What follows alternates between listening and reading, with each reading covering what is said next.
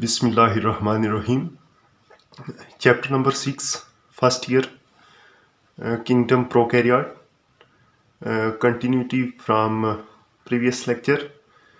Last lecture में bacterial cell structure की cell wall और सेल मेम्ब्रेन के बारे में पढ़ा था और साइटोप्लाज्मिक मैट्रिक्स के बारे में। आज further component of bacterial cell structure को देखते हैं कि उसके कौन कौन से कंपोनेंट हैं। तो एक है न्यूक्लियाइड।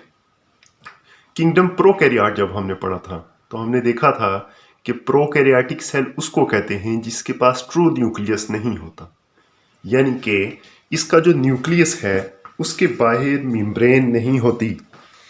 साथ वाली डायग्राम में अगर आप देखें बैक्टीरियल सेल को, तो उस बैक्टीरियल सेल की सेल वॉल और सेल मेम्ब्रेन के अंदर सेंटर में एक स्ट्रक्चर आपको नजर आ रही है, इसे कहते हैं न्यूक्लियर मटेरियल या न्यूक्लियाइड।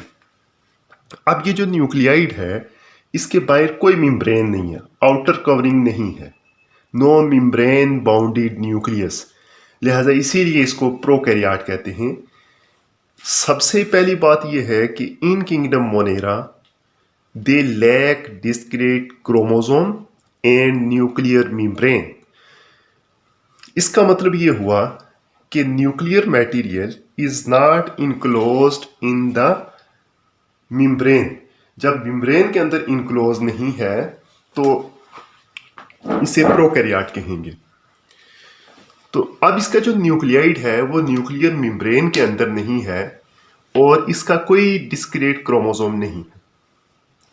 फिर किधर होता है इसका न्यूक्लियर मटेरियल सेल के सेंटर में होगा। बैक्टीरियल सेल के सेंटर में आपको नजर आ रहा है न्यूक्लियाइड। इसके बाद ये होता किस तरह का है, ये single circular double stranded DNA molecule है जो कि सेल के सेंटर में पाया जाता है।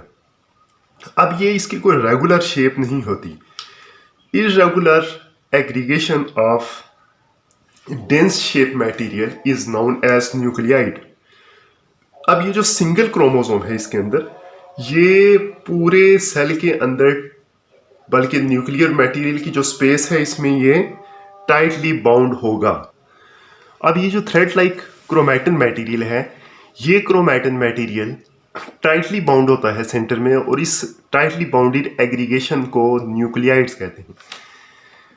इन प्रोकैरियोट और bacterial cell single chromosome is present, so it is haploid. इसका कोई दूसरा क्रोमोसोम नहीं है, लिहाजा सिंगल है तो इसको हैप्लाइड कहेंगे। तो ये एमसीक्यूज आ सकता है कि बैक्टीरिया के अंदर कितने क्रोमोसोम होते हैं, सिंगल क्रोमोसोम होता है। अब इसको न्यूक्लियर मटेरियल भी कहते हैं, न्यूक्लियाइड भी कहते हैं, न्यूक्लियर बॉडीज भी कहते हैं, डिफरेंट नेम हैं। इसको विजुअलाइज करने के लिए लाइट माइक्रोस्कोप के नीचे हम देखना चाहें तो फ्यूल्जिन स्टेन है, फ्यूल्जिन स्टेन यूज होता है to visualise with light microscope. ये एमसीक्यूज आ सकता है। इसके बाद एस्क्रिशिया कोलाई है, इसका क्लोज सर्कल में डीएनए मेजर करें तो 1400 माइक्रोमीटर इसकी लेंथ है। Next topic is plasmid. अब प्लाज्मिड क्या है? प्लाज्मिड बैक्टीरियल सेल के अंदर एक तो क्रोमैटिन मटेरियल था, न्यूक्लियर मटेरियल था, इसके अलावा एक एक्स्ट्रा क्रोमोसोमल डीएनए होता है जो डायग्राम में आपको स्ट्रक्चर बनी हुई नजर आ रही है, इसको कहते हैं प्लाज्मिड। अब प्लाज्मिड क्या है? Plasmid is a circular double strand DNA या extra chromosomal circular double strand DNA that is present in bacterial cell. ये रिंग शेप होगा, ये भी डबल स्ट्रैंड होगा और ये बैक्टीरियल सेल में क्रोमोसोम से अलावा एक्स्ट्रा तौर पे पाया जाएगा अलग से। तो इसका आगे हम देखेंगे फंक्शन क्या है। इसके फंक्शन में सबसे पहले तो ये बात है कि ये सेल्फ रेप्लिकेटिंग है, ये बैक्टीरिया की ग्रोथ और मेटाबॉलिज्म के लिए एसेंशियल नहीं है। इसका फंक्शन है कि इसके अंदर जीन्स होते हैं, genes for drug resistance, heavy metal, disease and insect resistance gene होते हैं। इसका जो दूसरा फंक्शन है, it is also use as a vector in genetic engineering. Genetic engineering में हम ये काम करते हैं कि कोई भी एक जीन लेते हैं, जीन ऑफ इंटरेस्ट लेते हैं, वो हमने जब किसी सेल में इंसर्ट करना होता है तो उसके लिए हम प्लाज्मिड यूज़ करेंगे। तो ये जो आपको डायग्राम में प्लाज्मिड नज़र आ रहा है, ये प्लाज्मिड यूज़ होता है जेनेटिक इंजीनियरिंग में एज ए वेक्टर। तो ये दो फंक्शन थे। ये शॉर्ट क्वेश्चन आता है, what is plasmid, right its function. Next topic is ribosome. Bacterial cell के अंदर राइबोसोम, चूँकि ये मेम्ब्रेन बाउंड्री स्ट्रक्चर नहीं है, इनके बाहर मेम्ब्रेन नहीं है, लिहाजा ये प्रोकैरियोटिक सेल में भी पाई जाती हैं और यूकैरियोटिक सेल में भी पाई जाती हैं। अब राइबोसोम की कंपोजिशन हमने पहले भी पढ़ी थी कि composed of DNA and protein, बल्कि ये आरएनए एंड प्रोटीन से मिलकर बने होते हैं। सॉरी, इसमें डीएनए नहीं पाया जाता, बल्कि ये RNA and protein, ribosomal RNA और प्रोटीन से मिलकर बनी होती है। अब इसमें ये होती किधर है? अगर आप बैक्टीरियल सेल देखें तो इसमें या तो मेम्ब्रेन के साथ ये ग्रेन्युलर स्ट्रक्चर अटैच होती हैं या साइटोप्लाज्मिक मैट्रिक्स में डिस्पर्स होती हैं। अब ये जब सेल के अंदर पाई जाती हैं तो इनका फंक्शन क्या है? इनका फंक्शन है protein synthesis. These are the factory of protein and the ribosome of prokaryotic cell is smaller than ribosome of eukaryotic cell. Prokaryotic cell में 70s राइबोसोम पाया जाता है, जबकि यूकैरियोटिक सेल में 80s राइबोसोम पाया जाता है। इसकी जो स्मॉलर राइबोसोमल सब यूनिट होगी वो 30s होगी और लार्जर राइबोसोमल सब यूनिट 50s होगी, और ये जब कंबाइन होंगी तो 70s राइबोसोमल सब यूनिट होगी। तो ribosomes are basically protein factories that are present inside the cell of bacteria. Next structure is mesosome. Mesosome क्या है? Mesosome are basically invagination of cell membrane. ये सेल मेम्ब्रेन है, cell membrane invaginate होके एक structure बना रही है inside, जिसे मेसोसोम कहते हैं। मेसोसोम पेरिफेरल भी होते हैं, साइड पे भी हैं, और सेंट्रल भी मेसोसोम होते हैं। अब ये जो मेसोसोम है, mesosome are the invagination of cell membrane. Cell membrane अंदर की तरफ इनवेजिनेट होती है साइटोप्लाज्म के अंदर, तो बनाती है मेसोसोम। मेसोसोम वेसिकल की फॉर्म में भी हो सकता है, यानी कि सर्कुलर फॉर्म में होगा, ट्यूबुलर ट्यूब शेप भी हो सकता है, सर्कुलर भी होगा। अब ये जो इसकी स्ट्रक्चर है मेसोसोम, इनका फंक्शन क्या है? इनका फंक्शन है, एक तो डीएनए रेप्लिकेशन है, ये डीएनए है, इसकी रेप्लिकेशन करवाएगा। दूसरा है सेल डिवीजन करवाता है। जब सेल एक से दूसरे में बाइनरी फिशन के जरिए से डिवाइड होता है, यहाँ से दो हिस्सों में डिवाइड होता है, तो उस वक्त भी मेसोसोम ही इसको डिवाइड करवाता है। इसके अलावा ये एक्स्ट्रा सेलुलर एंजाइम को एक्सपोर्ट करता है, कि ऐसे एंजाइम जो सेल के अंदर बनते हैं और उन्होंने सेल के बाहर जाना होता है, तो इसको एक्सपोर्ट भी मेसोसोम ही करेगा। नेक्स्ट है कि इसके अंदर रेस्पिरेटरी एंजाइम होंगे।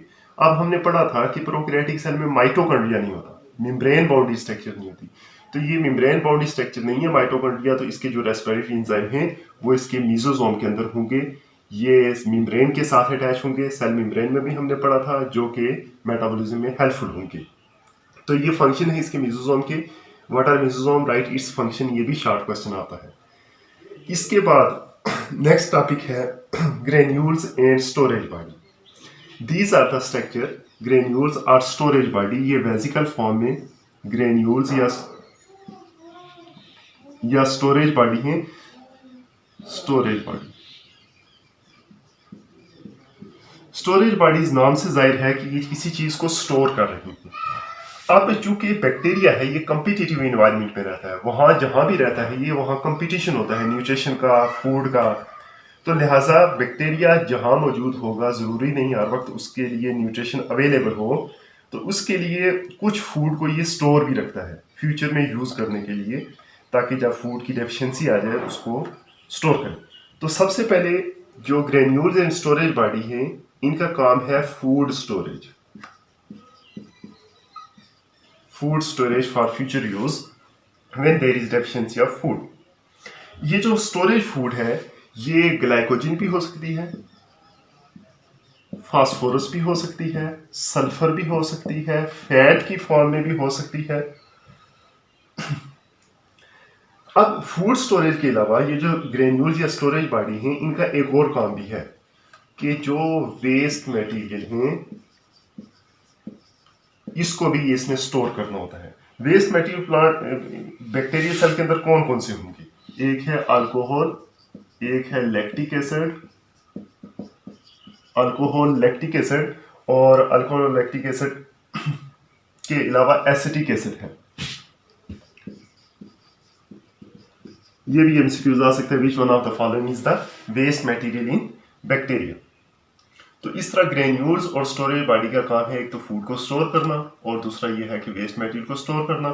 फिर स्टोर करने के बाद ये बॉडी से रिमूव कर देते हैं एक्सोसाइटोसिस की मदद से। इसके अंदर स्टोर होगी, फिर ये अटैच होगी मेम्ब्रेन के साथ और एक्सोसाइटोसिस से ये बॉडी से रिमूव कर देंगे। नेक्स्ट दो स्ट्रक्चर हैं स्पोर एंड सिस्ट। स्पोर क्या है और सिस्ट क्या है? स्पोर एक ऐसी स्ट्रक्चर है जो अनफेवरेबल कंडीशन के दौरान बैक्टीरिया बना देता है। अनफेवरेबल कंडीशन से मुराद है तब कोई केमिकल या हीट या फिर कह लें कि डेजिकेशन ड्राई कंडीशन आती है। उस वक्त जब ऐसी कंडीशन जब बैक्टीरिया का सर्वाइव करना पॉसिबल नहीं होता तो उस वक्त बैक्टीरिया स्पोर बना देता है। अब ये जो स्पोर है ये डॉर्मेंट होते हैं। डॉर्मेंट का मतलब है कि ये एक्टिव नहीं होती मेटाबॉलिकली, इनमें कोई मेटाबॉलिज्म नहीं होता, ये डॉर्मेंट होते हैं। अब ये दो तरह के स्पोर बनाते हैं, एक्सोस्पोर भी endospore. Exospore outside the vegetative cell बनाते हैं, उसे एक्सोस्पोर कहते हैं। जो इनसाइड द वेजिटेटिव सेल बनाएंगे उसे एंडोस्पोर कहते हैं। अब ये रिप्रोडक्टिव स्ट्रक्चर है, जब कभी भी फेवरेबल कंडीशन आएगी तो दोबारा से ये बैक्टीरिया बना देगा। ये रेजिस्टेंट होते हैं to adverse physical effect. Adverse physical effect कौन से हैं? हीट है, टेम्परेचर है, डेजिकेशन ड्राइनेस जिसे कहते हैं। इन कंडीशन में ये रेजिस्टेंट होते हैं। इसका मतलब ये है कि अगर इस तरह की कोई कंडीशन आए या आप कोई एंटीबायोटिक यूज करते हैं तो उस कंडीशन में ये स्पोर बना लेते हैं बैक्टीरिया, यानी कि उस केमिकल से आपने जब देखते हैं कि सेल सर्वाइव नहीं कर सकता तो वो स्पोर बना लेते हैं। इसके बाद जब कभी फेवरेबल कंडीशन आती है तो उस वक्त ये स्पोर जर्मिनेट होके तो दोबारा से सेल बन जाते हैं। यही वजह है कि ऐसे बैक्टीरिया जो स्पोर बनाते हैं उनको कंट्रोल करना थोड़ा डिफिकल्ट भी होता है और उनकी ट्रीटमेंट थोड़ी सी लॉन्ग टर्म भी होती है, इसलिए कि उस एंटीबायोटिक से हमने सिर्फ बैक्टीरियल सेल को डिस्ट्रॉय नहीं करना होता बल्कि उसके स्पोर को भी डिस्ट्रॉय करना होता है। इसके मुकाबले में सिस्ट है। सिस्ट भी basically dormant thick wall structure है।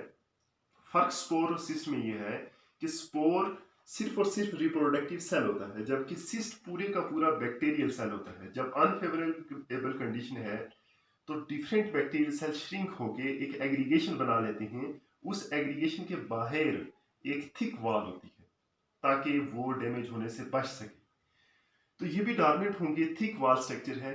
ये बेसिकली वेजिटेटिव सेल होता है। ये रिप्रोडक्टिव स्ट्रक्चर है, ये वेजिटेटिव स्ट्रक्चर है। ये डेजिकेशन रेजिस्टेंस है, क्योंकि ये थिक वॉल है तो लिहाजा ये ड्राई नहीं हो सकता। अब ये कब डेवलप होगा? During cell differentiation. जब सेल डिफरेंशिएशन हो रही होती है, सेल डिवीजन हो रही होती है, उस वक्त ये प्रोड्यूस होगा सिस्ट। ये भी एडवर्स फिजिकल इफेक्ट से बचाता है, लेकिन ये हीट रेजिस्टेंट नहीं होता। तो ये भी एक डिफरेंस है कि cyst are not heat resistant while spore are heat resistant. और spore are vegetative structure while cyst are spore are reproductive structure while cyst are vegetative structure. जब कभी फेवरेबल कंडीशन आएगी तो ये सिस्ट भी दोबारा से बैक्टीरियल सेल में कन्वर्ट हो जाएगी। ये कंपैरिजन आता होता है मोस्टली कि what is difference between spore and cyst, what are spore are cyst in bacterial cell. तो ये जितनी भी सेल से रेलिवेंट स्ट्रक्चर्स थी ये सारी शॉर्ट क्वेश्चन के लिए आती हैं। शॉर्ट क्वेश्चन में कोई भी स्पोर, सिस्ट या राइबोसोम या मिजोसोम के बारे में पूछा जा सकता है, उनके फंक्शंस के बारे में, उनके स्ट्रक्चर के बारे में। तो ये सारे शॉर्ट क्वेश्चन के और एमसीक्यूज के लिहाज से इंपॉर्टेंट स्ट्रक्चर हैं। आज के लिए इतना ही रखते हैं, कल से हम आगे उसमें बाकी मेटाबॉलिज्म के जो प्रोसेस हैं, न्यूट्रिशन और रेस्पिरेशन, उससे स्टार्ट करेंगे। अल्लाह हाफिज़।